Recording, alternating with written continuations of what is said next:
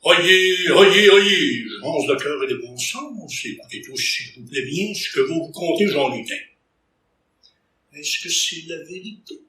Faut-il y croire? Seulement l'écouter, c'est une histoire. C'est une histoire qui se passait comme la plupart des histoires, il y a bien longtemps, dans un pays lointain. C'était à l'époque où les pays étaient dirigés par des rois. Ce pays-là, il y avait un roi qui était ni trop bon, ni trop mauvais, et il y avait une reine qui était ni pire, ni meilleure qu'une autre reine. En fait, c'est un pays tout à fait ordinaire, dans un temps tout à fait ordinaire, puis là, vous allez me dire, si c'est ordinaire comme ça, il n'y a pas de belle histoire. Mais attendez un peu. Le roi et la reine avaient une fille, leur fille unique, la princesse. La princesse, elle était vraiment extraordinaire. Alors, cette princesse-là, elle était belle, oui, elle était belle de corps, elle était belle d'esprit, mais elle était ouverte et elle allait voir tout le monde, elle parlait avec tout le monde. Et quand les gens lui parlaient, il devenait plus détendu, plus heureux. Elle avait le don de les faire se sentir bien, de les faire se sentir à l'aise. Et elle travaillait toujours, elle faisait en sorte d'aider les gens, de faire en sorte que les gens soient heureux. Alors tout le monde l'aimait, vous comprenez bien. Un beau jour, par contre, non, c'était pas un beau jour, c'était un mauvais jour, la princesse est tombée malade. Mais d'une maladie que personne ne connaissait. Le roi a fait venir les plus grands médecins de partout, qui l'ont examinée. Ils ont eu beau essayer toutes sortes de remèdes, toutes sortes de trucs. Ils n'ont jamais été capables de trouver ce qu'elle avait, puis comment la guérir, surtout. Oh là, je vous dis que c'était un grand malheur dans le royaume. Tout le monde avait peur pour la princesse. Un bon matin, puis là c'était vraiment un bon matin, est arrivé un vieillard, un vieux bonhomme, suivait les chemins. Et il a dit, j'ai entendu dire que la princesse était malade. Si vous voulez, je peux aller l'examiner et je pourrais vous dire ce qu'elle a. Alors, on l'a amené voir la princesse. Il l'a regardé un peu et il a compris tout de suite. Il a dit, le mal qui l'arrange, il y a seulement une façon de le guérir. C'est que il faut lui faire manger 3 pommes d'or. 3 pommes d'or, c'est beau, c'est facile à dire, ça, mais où est-ce que je vais trouver ça, se dit le roi. Le vieillard lui a dit, quelque part aux confins de votre royaume, il y a un pommier qui donne des pommes d'or. Il s'agit de trouver 3 pommes d'or et la princesse va être guérie. Alors tout de suite, le roi, ce qu'il a fait, il avait proclamé ça partout, que quiconque amènerait 3 pommes d'or et guérirait la princesse, hériterait tout de suite d'une partie du royaume et même qu'il pourrait marier la princesse, si elle le veut, bien sûr. Alors, partout, il a envoyé des héros. Mais là, c'était pas des super-héros, c'était des héros dans ce temps-là. C'est ceux qui allaient vers les crieurs pour donner les nouvelles. Il y avait pas d'Internet, il y avait pas de journaux, il y avait pas de radio dans le temps. Alors, c'était les héros qui se promenaient de place en place et qui amenaient les nouvelles, et les crieurs allaient dans les marchés et proclamaient la parole du roi. Alors, ça a été comme ça que partout, dans le royaume, ils ont lancé la nouvelle, mais ça faisait un bout de temps, puis personne n'était venu avec des pommes d'or. Jusqu'à ce qu'un jour, il y avait un vieux paysan qui restait, lui, vraiment très loin, à l'autre bout complètement, derrière une montagne. Il était allé au marché un bon matin et il a entendu ça. Quand il est revenu chez lui le soir, il a dit ça à sa famille, avec sa femme et ses 3 fils. Il leur a dit, la princesse est malade et ça prend 3 pommes d'or pour la guérir. Or, eux autres, sur leur terrain, ils avaient un vieux pommier tout tortueux sur lequel poussaient des pommes d'or. Alors, tout de suite, le grand Jacques dit, son père, sa mère, c'est moi le plus vieux, je vais aller cueillir des pommes d'or, puis je vais aller voir la princesse, je vais en guérir, puis je vais en marier, puis je vais devenir riche. Fait que, il est parti, puis il est allé dans le pommier, il a cueilli les 3 plus belles pommes qu'il y avait là. Sa mère, elle avait un beau petit panier, tout bien tressé, très beau. Il a mis les 3 pommes dedans. Elle avait un beau petit mouchoir brodé finement. Elle a mis ça par-dessus. Elle a préparé 2 bonnes galettes pour la route, puis le lendemain matin, mon grand Jacques est parti d'un bon pas. Il a marché longtemps. Marche, hey, le chemin avance. Sur l'heure du midi, il est arrivé à une place où il y avait un tronc d'arbre couché sur le bord du chemin. C'était un peu à l'ombre, il s'est dit, c'est une bonne place. Je vais m'installer là pour dîner. Alors, il s'assoit sur le tronc d'arbre, sort sa première galette, puis au moment où il vient pour croquer dans sa première galette, du bois à côté, il sort une vieille bonne femme. Mais vieille,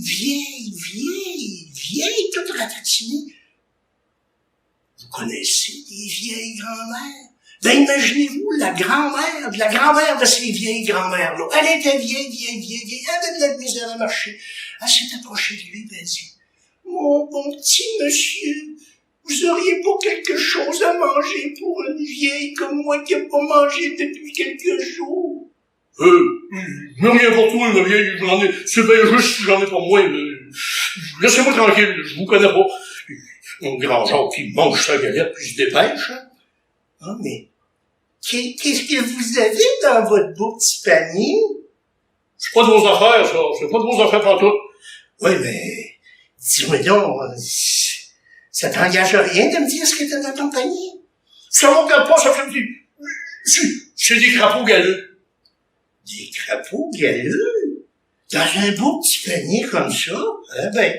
Si tu me dis c'est des crapauds galeux, c'est des crapauds galeux. Mais je trouve que t'es pas très généreux, mon jeune homme. Puis là, la bonne femme est partie. Elle s'est retournée dans le bois. Mon grand Jacques était tout énervé. Il a eu de la misère à manger sa 2e galette, tellement ça lui travaillait dans le ventre, mais il s'est dépêché après ça. Il est reparti, puis il marche, puis il s'est rendu au château. Quand il est arrivé au château, il dit, hey, je suis venu guérir la princesse, moi là, laissez-moi rentrer. Il dit, j'amène 3 pommes d'or pour guérir la princesse. Le roi, quand il a entendu ça, il s'est dépêché tout de suite, il s'est avancé, puis il a levé le mouchoir, puis des crapauds galeux. Oh! Ben là, je vous dis que le roi était pas très content, hein. Il a fait jeter dehors le grand Jacques à grands coups de pied. Le grand Jacques s'est retourné chez lui, tout piteux. Il est arrivé le soir à la maison, puis il a dit, je sais pas ce qui s'est passé, je me suis fait voler mes pommes, je me suis fait battre par des bandits, puis ça n'a pas marché. Et que là, gros Pierre, c'est moi qui est le 2e, c'est à mon tour, ça n'a pas marché pour grand Jacques, je vais aller en chercher des pommes, moi, puis je vais y aller là guérir la princesse. Fait que, gros Pierre, il est parti, il est allé à côté du pommier, puis il a cueilli les 3 plus belles pommes qui restaient. Sa mère, elle a mis ça, elle avait encore un autre beau petit panier, il était moins beau que l'autre, mais c'était un beau petit panier quand même. Un beau mouchoir blanc tout propre, mais brodé juste un petit peu.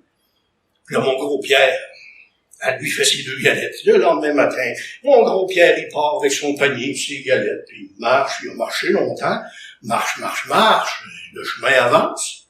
Vers l'heure du midi, il est arrivé à une place. Il y avait un tronc d'arbre par terre, à l'ombre. Il s'est dit, c'est une bonne place.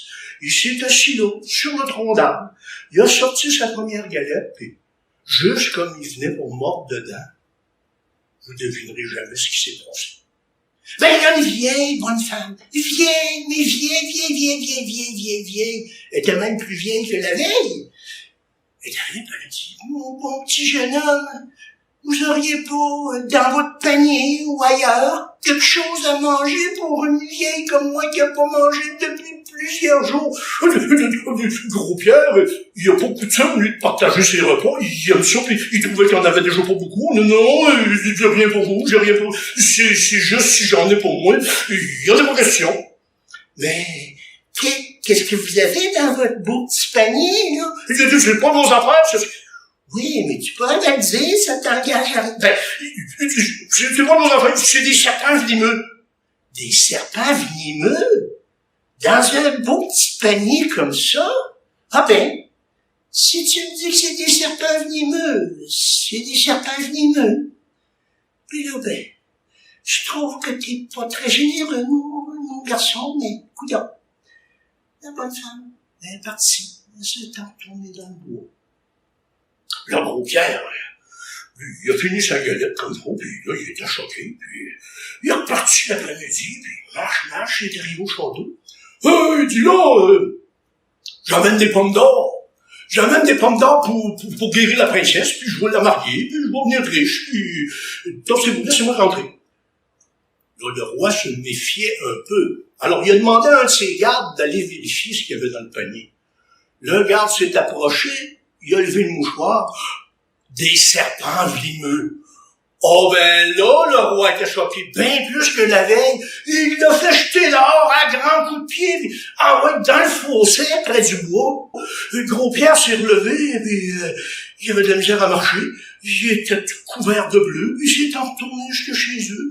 Il est arrivé chez eux le soir, puis il a dit, je sais pas ce qui s'est passé, j'ai perdu mes pommes, puis je me suis fait battre, puis lui non plus, il a pas parlé de la vieille, là. Non, il s'en vantait pas de ça, puis il s'est pas vanté du fait que c'est lui qui avait dit qu'il y avait des serpents venimeux.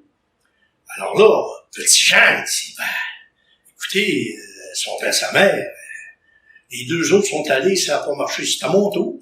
Les deux autres, gros grand Jacques et gros Pierre, n'étaient pas d'accord avec ça, mais petit Jean, vous avez eu votre chance, c'est au tour de petit Jean. Alors mon petit Jean, il est allé, il était chanceux, il restait juste 3 pommes d'or dans le pommier. Alors il a cueilli les 3 dernières pommes. Il a emmené ça à sa mère. Bon, il restait juste un petit panier ordinaire, mais bon, ils ont mis dans le panier. Puis là, il y avait juste un petit mouchoir ordinaire, mais il était propre. Alors il a mis ça par-dessus. Sa mère lui a préparé des galettes, et le matin, mon petit Jean, il est parti. Son petit panier, ses galettes, marche, il a marché longtemps, mais marche, comme ça, le chemin avance. Vers l'heure du midi, il est arrivé quelque part. Oh, il y avait un beau tronc d'arbre sur le bord du chemin, à l'ombre en plus. C'est une bonne place pour prendre mon repas. Alors, il s'est installé sur le tronc d'arbre. Puis comme il est venu pour mordre dans sa première galette, ben là, pour moi, vous en doutez un peu ce qui s'est passé, hein. Ben, il y a une vieille bonne femme qui est sortie du bois. Mais vieille. Elle avait de la misère à marcher, puis là, elle a commencé à avoir faim un peu. Elle dit, mon bon petit jeune homme, vous auriez pas, soit dans votre panier ou ailleurs, quelque chose à manger pour une vieille comme moi qui n'a pas mangé depuis plusieurs jours? Mon petit Jean, il dit, ben oui, ma bonne grand-mère. Elle dit, asseyez-vous à côté de moi. Elle dit, il y a de la place ici. Puis il dit, bon, j'en ai 2 galettes, tiens, prenez celle-là. Puis, tranquillement, pas vite, ils ont mangé leurs galettes. Puis, ils étaient contents, puis ils ont discuté un peu. Puis là, la vieille, elle lui demande, mais, dis-moi donc, mon petit garçon, ce que t'as dans ton petit panier? Ah, madame, c'est des pommes d'or que j'ai là-dedans. Vous savez, la princesse est très malade, puis c'est la seule façon de la guérir, c'est de lui faire manger 3 pommes d'or. Puis là, il faut que je réussisse, c'est les 3 dernières pommes. Ah ben, mon petit gars, t'es bien gentil, t'es bien généreux, puis il continue comme ça, tu me dis c'est des pommes d'or, je te crois, puis continue à être bon, puis tu vas réussir. Alors, ils ont fini de manger. Là, la vieille, t'es généreux, mon petit garçon, je vais être généreuse, moi aussi. Elle dit, je vais te faire un petit cadeau. Ben là, elle lui donne une petite flûte. Elle dit, ça va pouvoir te servir certainement à un moment donné. Alors, OK, il ramasse la petite flûte, met ça dans ses poches. Et puis là, ils ont fini de manger, la vieille s'en retourne dans le bois, petit Jean ramasse son panier, marche, elle va au château. Bonjour, les gars. Il dit, moi, j'amène des pommes d'or pour guérir la princesse. Oh là, imaginez-vous que le roi, il se méfiait. Alors, il a dit, écoute, mon jeune homme, tu me dis que t'as des pommes d'or, mais si tu viens pour me jouer un tour, je vais te faire pendre. Il dit, Jean, oui, si je vous amène des pommes d'or, c'est ce que j'ai. Le garde s'est approché. Il a levé le mouchoir, puis des pommes d'or! Oh là là! Hey! Le roi s'est précipité, il a ramassé le panier, puis ils sont partis, ils ont grimpé. Ils ont monté en haut jusque dans la chambre de la princesse. Toute la suite était derrière. Puis là, le roi est arrivé à côté du lit, puis il prenait les pommes, puis il essayait de faire manger ça à sa fille, mais elle était comme inconsciente, puis elle était incapable de manger. Puis le roi, il essayait. Là, à un moment donné, le petit Jean, il dit, Sire, mon roi, si vous permettez, je connais ça, ces pommes-là, moi j'en mange depuis que je suis tout petit, alors si vous voulez, je pourrais essayer de lui faire manger. Oh, ça fait un gros brouhaha, ça, là. Jamais personne parlait comme ça au roi. Allez, imaginez-vous, faire entendre que peut-être le roi était pas le meilleur dans tout. Le roi lui-même, il était pas d'accord avec ça, mais la reine a fini par le convaincre. Écoute, il a emmené des pommes d'or, laisse-le donc faire, s'il peut guérir notre fille, c'est tant mieux. Alors, le roi, il s'est laissé convaincre. Il a laissé les pommes à Tijan. Tijan, il a sorti son petit couteau. Puis là, il a découpé la pomme. Il a découpé une mince tranche. Ça faisait comme une demi-lune, pratiquement. Alors, il a approché ça des lèvres de la princesse, puis la princesse, tranquillement, elle s'est humectée les lèvres de son jus, ça lui a donné un peu d'énergie, puis elle a commencé à mâcher le petit morceau de pomme. Tijan, il en a coupé un autre petit morceau, un petit peu plus gros. Il lui a donné ça, puis, tranquillement, pas vite, elle a réussi à manger sa première pomme, ce qui lui a donné de l'énergie un peu. Elle a ouvert les yeux, puis ce qu'elle voyait, c'était le visage de Tijan, qui lui présentait un autre morceau de pomme. Puis après la deuxième pomme, elle s'est assise dans son lit, puis elle a ramassé la troisième pomme, puis elle l'a mangé d'un bon appétit, puis elle sautait en bas du lit, complètement guérie. Puis là, imaginez-vous, elle voyait Tijan, son sauveur, puis elle trouvait de son goût pas mal. Elle trouvait qu'il était pas très bien habillé, mais c'était un beau bonhomme, puis il avait un visage tellement gentil. Elle dit, papa, je suis guéri. Puis, t'as bien promis que si quelqu'un amenait des pommes d'or, il héritait d'une partie du royaume, mais qu'on pourrait se marier, si je le veux. Ben, moi, je suis d'accord, je le trouve à mon goût. Le roi, attendez un peu. C'est facile de promettre des choses quand on est désespéré, mais quand les problèmes sont réglés, parfois on n'y pense plus. Le roi s'est engagé. Mais un instant, ça marche pas comme ça. Oui, il a amené des pommes d'or, mais moi, écoute, j'ai besoin de m'assurer que la personne qui va épouser ma fille, faut que ce soit un bon travaillant, puis que ce soit quelqu'un d'honnête et tout ça. Alors, demain matin, dans la salle du trône, à la première heure, on se rencontre, puis je vais vous dire ce que j'ai décidé. Mais ce soir, on fait une grande fête pour fêter la guérison de la princesse. Alors, il y a eu une grande fête le soir. Tout le monde était content. La princesse qui regardait mon petit Jean du coin de l'œil, puis le petit Jean qui regardait la princesse, puis il avait hâte au lendemain matin pour voir ce qui allait se passer. Alors, le lendemain matin, à la première heure, tout le monde est dans la salle du trône. Le roi est assis sur son trône. Petit Jean s'approche. Le roi dit, mon cher jeune homme, t'as amené des pommes d'or, t'as pu guérir ma fille, c'est une bonne chose. Mais je veux être certain que t'es un bon travaillant. Alors, ce que tu vas devoir faire aujourd'hui, c'est simple. C'est juste une petite tâche tout à fait simple. Ma fille a un troupeau de lapins. Il s'agit que tu gardes les lapins dans la journée, puis tu les ramènes le soir. Il y en a 100, puis il faut que tu les ramènes tous les 100. Hey, imaginez-vous, garder des lapins. Là, ils sont sortis dehors.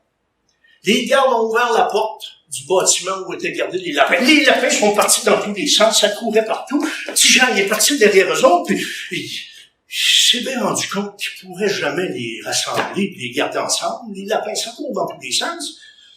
Alors, il s'est dit, le roi, il s'est moqué de moi. Là, il est monté sur la colline, sous un gros arbre, il y avait une grosse roche. Il s'est assis dessus. Il était bien découragé. Mais, tout d'un coup, oups, Il a senti quelque chose dans ses poches, il a regardé. Ah, la petite flûte. La petite flûte que la vieille m'a donnée. Ben, j'ai pas bien grand-chose d'autre à faire, alors il s'est installé là, puis il s'est mis à prendre la flûte. Là, vous pensez, vous autres, que c'est une flûte, dans ça.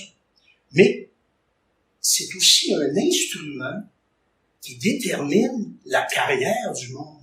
Parce qu'aussitôt vous allez m'entendre jouer, là, vous allez bien voir pourquoi je suis content, que je suis pas musicien. Mais, je vais faire mon possible. Petit Jean était meilleur que moi quand même. Alors mon petit Jean s'installe là, puis il se met à jouer un air un peu triste.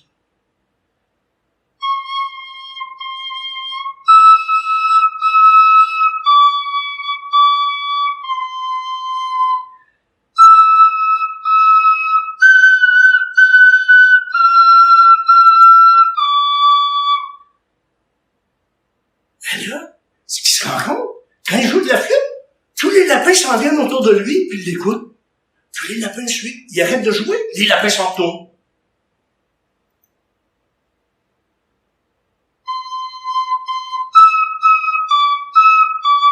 Les lapins s'en viennent. Ah ben là, il était content. Puis dans sa tête, il remerciait la vieille. Il voyait bien que c'était probablement une fille, puis ça, c'était une flûte magique. Alors, mon petit Jean était content. Il s'inquiète plus. Puis à la fin de la journée,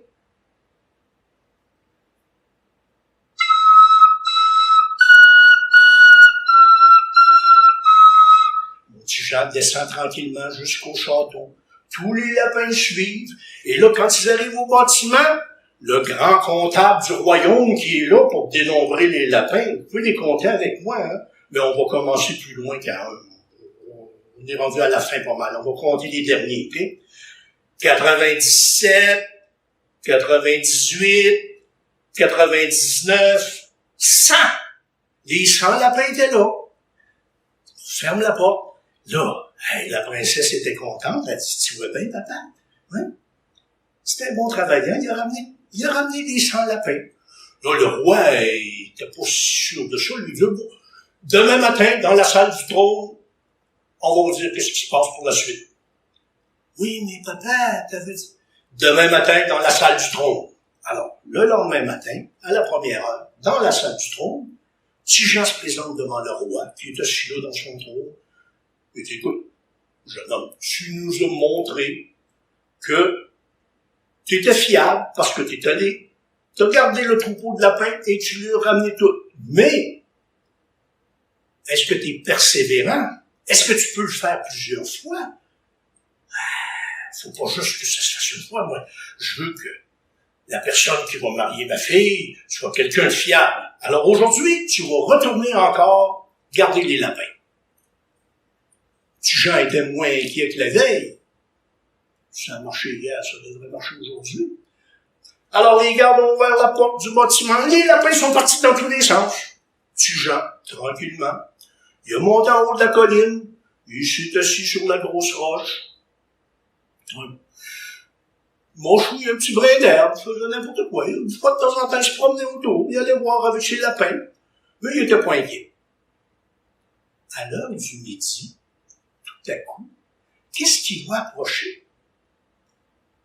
Une bonne femme, ça avait de l'air d'une fermière qui s'approche. Elle était un peu vieille, pas vieille comme l'autre, non. Ben, elle s'approche de lui et elle dit, « Ah, mon bon petit garçon, t'as des beaux lapins, t'en as plusieurs. Hey, elle dit, moi, j'aimerais ça, me faire un bon bouillon de lapin, là. Tu pourrais pas m'en vendre un? » Ah, non, madame, je peux pas vous en vendre, impossible. Ben, juste un, ça paraîtra pas, t'en as beaucoup. Si Jean, il avait bien reconnu, malgré son déguisement, il s'était rendu compte que c'était la reine déguisée. Alors, il a pensé dans sa tête un tour et des jouets. Ben, il dit, je peux pas vous en vendre un, mais peut-être vous pourriez en gagner un. En gagner un? Oui, qu'est-ce qu'il faut que je fasse pour ça? Ah, c'est simple. Il dit, vous allez me donner votre mouchoir et un baiser. La reine. Elle regarde à gauche. Elle regarde à droite. Plutôt dans l'autre sens. Elle regarde en arrière. Elle regarde en avant. Alors, regarde tout le tour une autre fois. Personne. Elle s'est approchée vite, puis elle a donné un petit bec sur la joue, puis elle a donné son mouchoir. Mais là, elle s'est rendue compte qu'elle s'était déguisée, mais elle n'avait pas déguisé son mouchoir. Un beau mouchoir brodé avec les initiales de la reine. Mon petit Jean, il a ramassé ça, il a mis ça dans ses poches.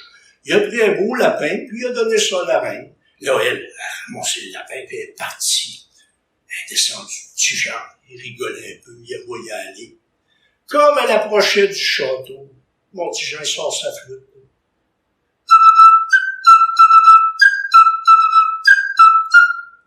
Le lapin s'est mis à se débattre. Il a sauté. Il s'est sauvé. Il est venu rejoindre petit Jean. Là, la reine est arrivée au château. Elle avait pas de lapin. Le roi était un peu choqué. À la fin de la journée, mon petit Jean descend la colline.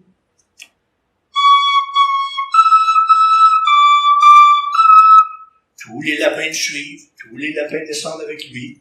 Le grand comptable qui est à la porte. 97, 98, 99, 100. Les 100 lapins étaient là encore une fois. Ben là, la princesse a dit, tu vois bien, papa? Il l'a fait hier, il l'a fait aujourd'hui, puis en plus, il avait amené les pommes pour me guérir. Le roi dit, pas si vite. Demain matin à la première heure, dans la salle du trône, je vais vous dire la suite. Alors là, le lendemain matin, petit Jean se présente dans la salle du trône, le roi y est installé sur son trône, la reine à côté, tous les conseillers tout le tour, petit Jean devant, et dit, écoute, jeune homme, oui, tu as bien travaillé, tu as ramené le troupeau 2 fois, donc tu peux le faire plus qu'une fois, mais est-ce que vraiment tu peux faire ça longtemps? Est-ce que tu vas être fidèle à ton travail? Tu vas retourner encore garder les lapins aujourd'hui. Puis ce soir, quand tu reviens, s'ils sont tous là, on en discutera. Parce que je ne mens pas que la veille au soir, hein, le roi avec la reine, ça avait chiolé pas mal. Je vous dirai pas tout ce que le roi avait dit. Ça se dit plus aujourd'hui, ça. Alors, les gardes font ouvrir les portes du bâtiment. Les lapins partent dans tous les sens. Petit Jean, tranquillement, pas vite, monte en haut de la colline, s'installe sur son gros caillou.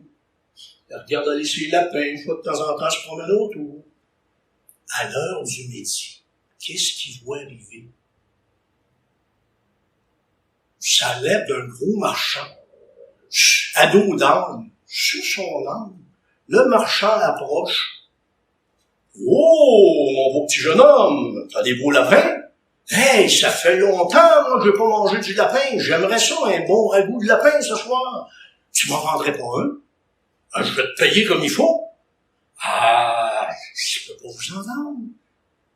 Impossible. Mais juste un, t'en as beaucoup, là, puis je t'assure, je suis capable de payer. Je suis un riche marchand, moi, là. Non, je peux pas vous en vendre un. Mais tiens, il a pensé à son affaire. Je peux pas vous en vendre un, mais vous pourriez en gagner un. En gagner un, oui, qu'est-ce que je dois faire? Ah, c'est pas facile. Hey, dis-moi ce qu'il faut faire pour en gagner un. Ça sera pas facile. En fait, la seule façon que vous pouvez en gagner un, c'est simple. Vous allez baisser vos culottes, puis je vais vous fouetter 3 fois sur les fesses. Ben voyons donc, ça n'a pas de bon sens.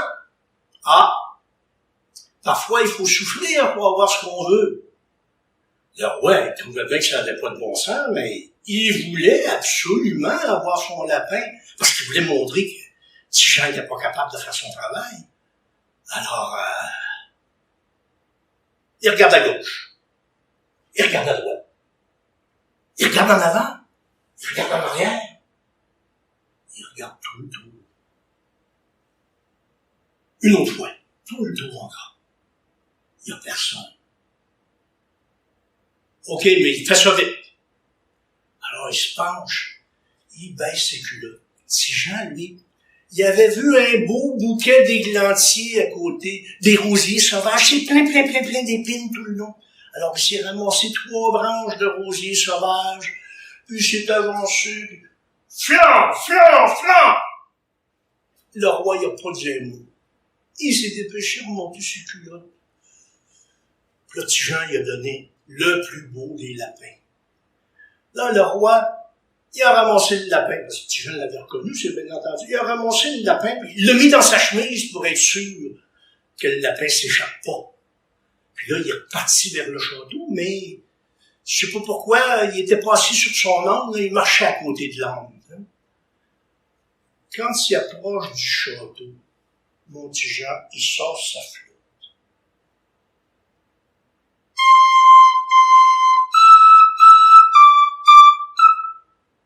Le lapin s'est mis à gigoter. Le roi le tenait bien solide. Là, petit Jean continue. Et le lapin s'est tellement débattu que le roi il est tombé sur le dos. Il est tombé sur les fesses. Ouh, il a lâché un cri, il a lâché le lapin en même temps. Le lapin s'est sauvé.